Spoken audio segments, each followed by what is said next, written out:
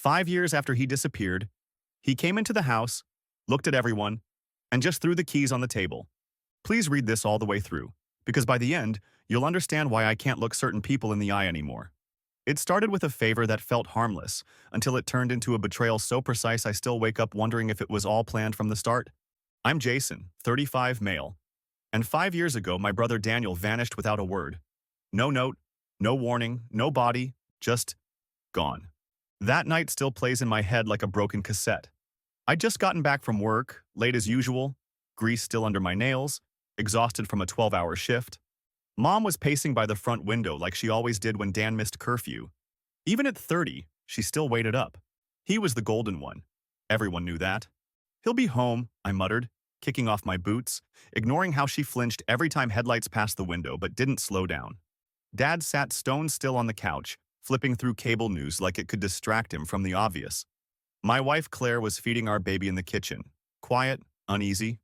She never liked Dan. He just takes off, Jason, she whispered that night after we finally accepted he wasn't walking through the door. Because he knows he can, no consequences. Not from your mom, not from anyone. But even she didn't believe he'd disappear forever. Dan was always that guy. The kind of charming that felt fake if you looked too long, but smooth enough to work in every room. He'd dated half the girls in our high school before he turned 18, lied easily, laughed loud, lived fast. But he was magnetic. Even when he was wrong, people bent around him, especially Mom. I was the one who stayed, who fixed the house when the pipes burst, who loaned money when Dad's pension wasn't enough, who took care of Mom when she had her surgery. Dan would blow in like a gust of perfume. Smile, flatter, borrow, vanish. And 5 years ago, he vanished for good. Or so we thought. We did the searches, the flyers, the missing person report. They found his car abandoned at a gas station off Interstate 84, keys still in the ignition, his wallet and phone inside. Cops thought maybe drugs, maybe debt. Maybe he didn't want to be found. After a year, everyone said we had to move on. Mom never did. She kept his room exactly the same, his jackets still on the hooks, his cologne still untouched. Until yesterday. 5 years to the day, we're sitting around the kitchen table, me, Claire, Mom, Dad, my daughter coloring in the corner, and the front door creaks open, and Dan walks in like he just got back from a jog. He looked around at all of us, then tossed a ring of keys onto the kitchen table and said, calm as anything, I'm home. Nobody moved. Not even my daughter, who was mid-crayon stroke and just froze. The sound those keys made, metal on wood, too casual, too final, echoed like a gunshot. My stomach turned cold. Claire was the first to speak, if you can even call it that. What the hell? She whispered, standing up so fast her chair skidded. What is this? Dan didn't flinch. He just looked older. Not aged, not gaunt, or broken, or scarred like I imagined he'd be if we ever found him. He looked calm, confident, tan, clean. Like he'd just stepped off a plane from somewhere sunny and stupidly expensive. A black duffel slung over his shoulder. No apology in his eyes, no explanation either. Mom burst into tears. Oh my God, Daniel, my baby, she sobbed, scrambling up and clutching his face, her hands trembling like she thought he might disappear again if she blinked. He let her cry into him, even patted her back. But the way his eyes scanned the room while she sobbed, it was wrong. Detached. Like he was checking inventory. Dad stayed seated, arms crossed, jaw locked. His face looked carved from granite. You got 5 seconds to start talking, he said, voice gravel thick. Or I swear to God. Relax, Dan cut in, grinning like this was all just awkward timing. I'm fine. You don't need to freak out. That's when I stood. 5 years, Dan. 5 fucking years. No call, no text. You let Mom think you were dead. You let us bury you in our heads. He shrugged. Shrugged. Things got complicated. Claire scoffed. That's all you have to say? Complicated? What, were you kidnapped by some yoga cult? Dan smirked like she wasn't even worth responding to. You wouldn't get it. That was when I noticed it. His keys. The ones he'd thrown on the table like some goddamn dramatic punctuation mark. They weren't his old ones. They were new. Apartment keys. A fob. A shiny tag from a private gym in San Diego. And tucked under them was an envelope. My name on the front. In his handwriting. He saw me looking. That's for you, he said, tone suddenly different. Lower, colder. I picked it up, and inside was a single photo of Denmark, standing in front of a house I didn't recognize, smiling, with my ex-wife. I don't even remember sitting down. One second I was standing there staring at the photo. The next I was in the chair again, heart hammering like a sledgehammer behind my ribs. Claire was still talking, saying something sharp and angry in the background, but it was all static now. My ears were full of blood. It was her. Elena, my ex-wife. Same beach waves hair. Same gold chain I bought her for our 3rd anniversary. Arm looped around Dan's waist like she'd always belonged there. They were standing in front of a stucco house with palm trees in the yard and the kind of blue sky that doesn't exist in real life unless you're rich or running from something. The timestamp in the bottom corner said last year. Last year, Dan had been alive, with her.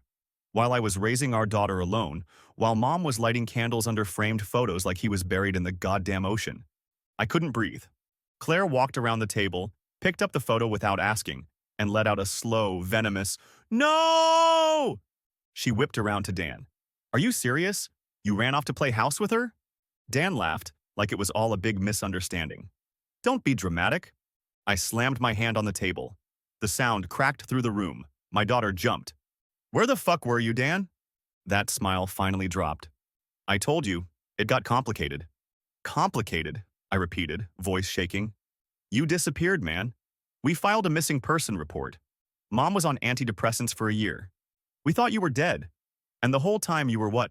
Shacked up in San Diego with my ex-wife?" Dan crossed his arms. Calm as hell. "She wasn't yours anymore. You guys were already divorced. You met her through me. You were the best man at our wedding." Mom suddenly grabbed the envelope, flipping through it like there'd be something else. An apology, a receipt, a goddamn explanation. But there was nothing but the photo. "Daniel," she whispered, voice cracking, "how could you do this to your brother?" He turned to her like she was the one being unreasonable now. "Because you all left me behind first." And that's when Claire lost it. She grabbed his duffel bag and hurled it across the room. It slammed into the wall and thudded to the floor. Something metallic clanked inside. "You don't get to stroll in here with your bougie gym keys and drop bombs like you're owed a reunion," she screamed. Dan's smile came back. Smaller this time. Cruel. "I'm not here for a reunion," he said, looking straight at me. "I'm here because she's dead." The room dropped 10 degrees. Claire froze, her chest still heaving. Mom let out a small choking sound. Dad finally stood up, slow and deliberate, like his knees had to remember how to support him. I couldn't say anything. My mouth had gone completely dry. My throat felt like it was packed with gravel. Dan stepped forward, slid his hand into his jacket pocket, and pulled out another envelope, this one thicker, legal-sized, yellowed at the corners. He dropped it onto the table next to the first. "Her name was still on the lease," he said. "She never updated her will. So technically, you're still listed as her emergency contact. The state's been trying to track you down for a week."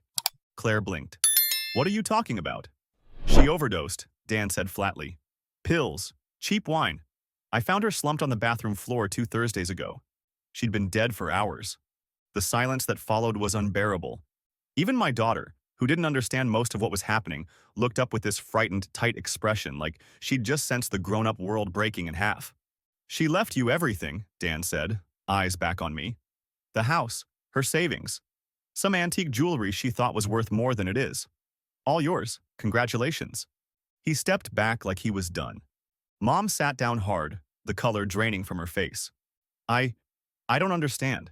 You lived with her? For 5 years?" Dan finally sighed, like we were all just slow students in his very boring lecture. "We reconnected, after your divorce. She reached out. Said she didn't know how to move on. Neither did I." "You stole my wife," I said. My voice cracked. I didn't even know I still had that kind of rage in me. "You stole my fucking life." Dan looked genuinely bored now. "You'd already thrown it away. She told me everything. About the cheating, about the drinking, about how you left." Claire turned toward me so fast it made me flinch. "What the hell is he talking about, Jason?" I stood up. Don't listen to him. He's twisting." But she was already backing away. "Oh my God," she muttered. "Oh my God, I've defended you for years. I thought she was the one who broke your heart." Claire. But she was already grabbing her purse. She looked at me like I was a stranger. And then she walked out. Dan just stood there watching me break. And smiled. Update. I didn't plan to come back here, not this soon, Not like this, but after what happened yesterday, after what he did, I couldn't sit with it. Not in silence. And some of y'all in the comments, you saw it before I did. First off, thanks. Seriously. To the ones who DM'd and said, this guy's a sociopath, or there's more to the timing, you weren't wrong. You felt it too. The calculated way he walked in, the keys, the envelope, like a damn stage play. But I didn't catch it fast enough. Because I was too stuck in the photo, in the betrayal. Too busy bleeding to see the knife was still in his hand. Let me backtrack. After Claire walked out, I locked myself in the garage. My daughter was asleep upstairs. Thank God for that. Mom was catatonic in her room. Dad was silent too. Just sat outside smoking, chain after chain like he was trying to disappear into the smoke. And Dan? He made himself a fucking sandwich, like we weren't all imploding. That night, I opened the second envelope. Not the photo, the will stuff.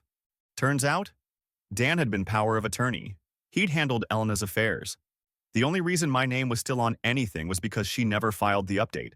Which means he knew. He knew I'd be contacted eventually. And instead of letting the state reach out, instead of forwarding me the papers like a normal human being, he walked into my house, uninvited, on the exact 5-year anniversary of his disappearance, holding all the power, just to throw it in my face. The gym keys, the smile, the photo with my ex-wife.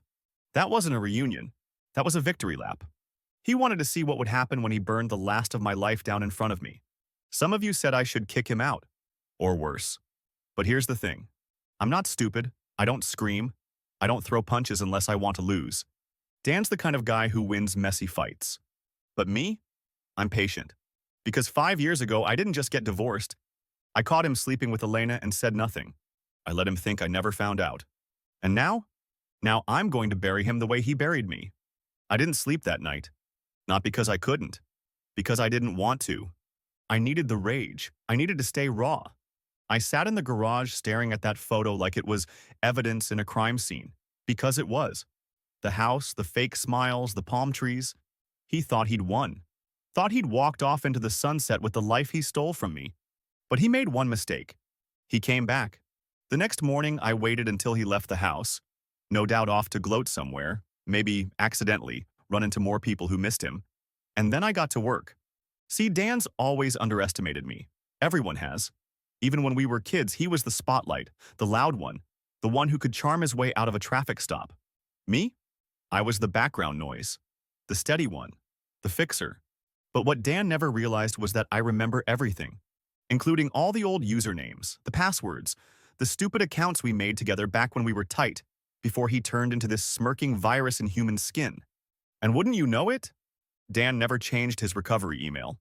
30 minutes later, I had full access to his old Facebook account, the one he abandoned before disappearing.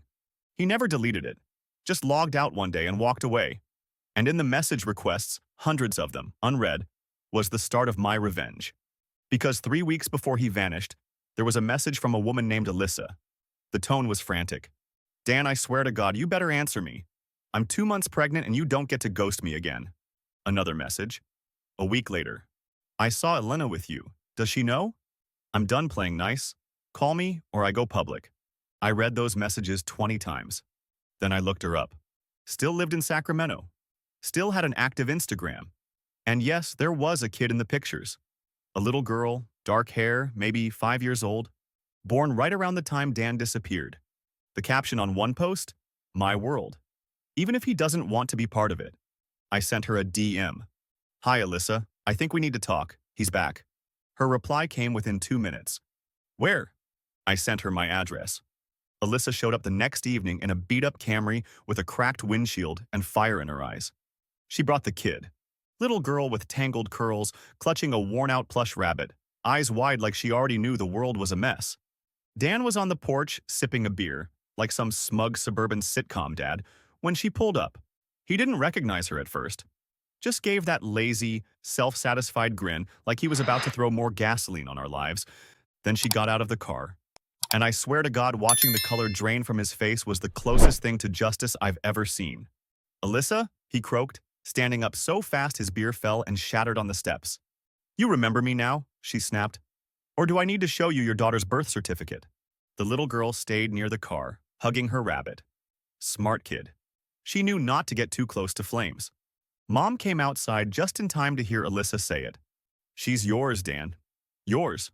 And you vanished the minute I told you. Changed your number. Blocked me. Then I see pictures of you with some other woman playing house like nothing happened." Dan tried to talk, tried to smile, tried to spin, but she wasn't buying any of it. "I didn't tell her your name," Alyssa said. "I told her dad was brave and busy and living far away, but you know what? She's old enough now, and she's gonna know what you really are." Then she looked at me. "I'm not here to ruin your life. I just wanted him to look his consequences in the eye." I nodded, because that's all I wanted too. But that wasn't the end. I walked over to Dan, close enough to smell the panic. "You came in here swinging like a goddamn wrecking ball, like you owned us. But you're just a coward who ran from 2 women and 2 kids." He tried to push past me. "I don't owe you shit." That's when I pulled out my phone. "You do now," I said, and showed him the photo I'd just uploaded, to a Reddit post, to Facebook, to Instagram, to every local Welcome Home Dan group Mom had secretly joined. The photo of him, Elena, and Alyssa's daughter side by side. Captioned, "Here's the man who disappeared for 5 years and left 2 families in the rubble." Dan lunged at me, and that's when Dad stepped in. The punch was clean, silent, and it knocked Dan flat. Update 2. South. Y'all were not kidding about this blowing up. After I posted that photo and caption, it took less than 2 hours for it to go nuclear. I woke up the next morning to 147 text messages, 62 missed calls, and 1 absolutely unhinged voicemail from Dan that started with, "You think you're clever?"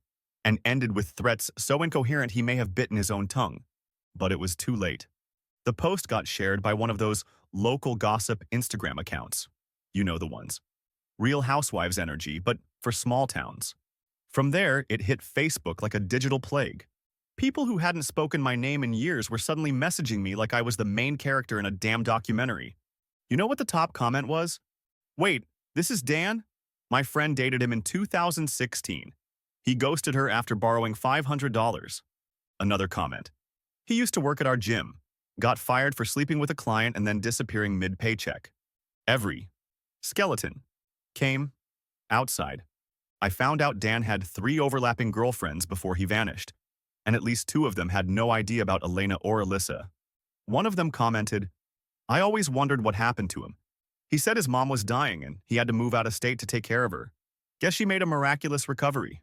But here's the part that really cracked my soul wide open. Mom saw it all. She didn't say much at first, just sat there reading the thread on her iPad, slowly scrolling through comment after comment like someone watching their favorite soap opera implode in real time. Then she got up, walked over to the hallway closet, opened the box of Dan's things she'd kept safe for half a decade, his high school jacket, old journals, that dumb varsity trophy he never shut up about, and started throwing everything into the trash. She didn't cry, just whispered, "I waited for a ghost, but he came back a parasite." Dad didn't speak for hours, until he quietly muttered, "Should have hit him harder. Claire hasn't called. She probably won't. And honestly, I don't blame her. She saw me shattered and yeah, I'd lied. About the cheating, about why Elena left. But I'm not chasing her. Not anymore. I'm not chasing anyone, except my own damn peace. I thought the explosion had already happened. Thought Dan would slink away after the internet dragged his skeleton parade into the street. Thought maybe, just maybe, he'd crawl back into whatever hole he'd lived in these past 5 years. I underestimated his talent for escalation. 3 days after the post went viral, I came home from work and knew something was off the second I pulled into the driveway. Garage door wide open, tools scattered. My daughter's bike. Gone. I ran inside so fast I left my truck running. She was okay. Thank God. She was upstairs watching cartoons, oblivious. But Claire had come by earlier to drop off her backpack and left the garage unlocked. And Dan had been here. He left another note. Just a torn receipt from a gas station, shoved under the door. On the back, in Sharpie, "You think this is over? You humiliated me. I lost everything. Let's see how much you care about what you have left." No signature. But I knew that handwriting. Same curling D, same slash on the T. He used to fake Mom's notes in high school with that exact Sharpie. I went back out, checked the cameras. Footage was wiped. He'd cut the wires behind the garage. The cops were useless. Said there was no forced entry, no real threat, and since nothing technically was stolen, other than a child's pink bicycle, there wasn't much they could do. That night, I didn't sleep. Again, because I knew what he was going to do next. He wasn't coming for things. He was coming for people. And I was right. The next morning, Alyssa called me from a gas station crying. Her tire had been slashed. All four. Her daughter's car seat? Missing. Gone. Then my boss pulled me into his office.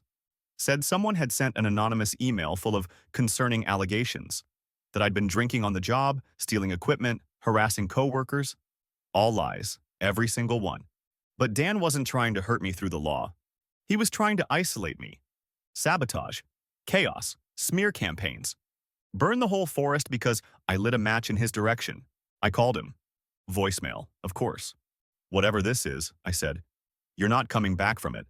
This time, I'm not just playing defense. Then I hung up and called a lawyer, not to sue him, but to dig into something better. Dan thought he buried the past. But I'd just found a receipt from a private rehab center, paid for in cash. One registered under a fake name. One he checked into 4 days after disappearing. I drove 6 hours to the address listed on the old rehab receipt. A quiet private facility in Northern California. The kind of place rich people vanish into when scandal hits, or when you need to disappear without dying. Dan had checked in under the name Elliot Barnes. 4 days after the day he vanished from our lives, I handed the front desk staff the receipt. Told them I was researching a fraud case that I needed confirmation he'd been there. They looked it up, no hesitation. Oh yeah, he was here. Elliot Barnes, real pain in the ass. Thought he was smarter than every therapist in the building. Left early. A MA. How long was he here? I asked. The nurse behind the desk sighed. About 3 weeks, until some woman picked him up. I showed them the picture. Yup, that's her. She signed him out. Elena, something. Of course, the lies weren't just personal. They were strategic. Dan didn't run off with my ex after some emotional affair. He plotted this. Used rehab to vanish. Had her waiting in the wings. Maybe she even paid for it.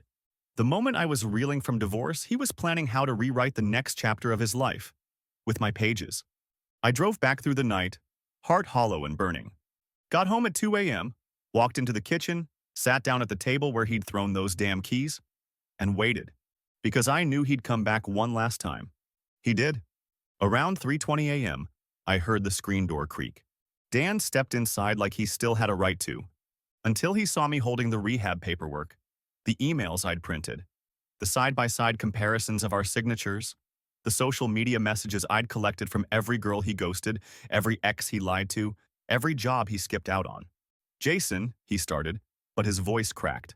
First time I'd ever seen fear in it. I stood. You came back to break us, all of us, and maybe for a minute you did. I dropped the envelope in front of him. But you fucked up. You left a paper trail. You always do. And now? I've sent every piece to your parole officer, your old job, your exes.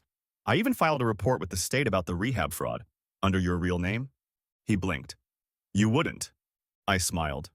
You tried to ruin me with shadows. But I burn better than you hide. He didn't say a word, just turned. Walked out the way he came. I haven't seen him since, but I still keep the keys on the table. Just so I never forget who really owns this house.